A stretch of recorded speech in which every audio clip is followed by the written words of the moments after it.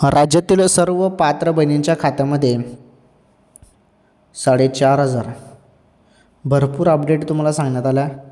4,500 मिळणार, 3,000 रुपये मिळणार, 1,500 मिळणार. यामध्ये खरं काय? 4,500 मिळतील म्हणजे 17वा, 18वा आणि 19वा या 3 हप्त्याचे 4,500 रुपये मिळतील का, की 17वा प्लस 18वा हे 2 महिन्याचे एकत्र मिळतील, नोव्हेंबर आणि डिसेंबरचे, का 1,500 रुपये फक्त 17वा हप्ता मिळेल? तर हे बघा, 4,500 रुपये तर भेटणार नाहीत, हे मी तुम्हाला स्पष्ट सांगतो. 3 महिन्याचे एकत्र काही दिले जाणार नाहीत. 2 महिन्याचे दिले जाऊ शकतात 3,000 रुपये, किंवा जरी 3,000 रुपये नाही चालेल तर 1,500 रुपये कुठे गेले नाही 17वा हप्त्याचे. या 1-2 दिवसात हप्ता जमा होणार आहे. जरी 3,000 रुपये जमा झाले तर खूप चांगलं आहे.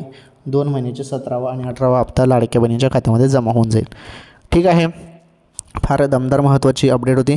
KYC करून घ्या. 31 डिसेंबरपर्यंत KYC मुदत आहे. ज्यांची बाकी असेल त्यांनी KYC करा आणि हप्ता कोणत्या क्षणी जमा होईल आता बहिणींनो. ओके.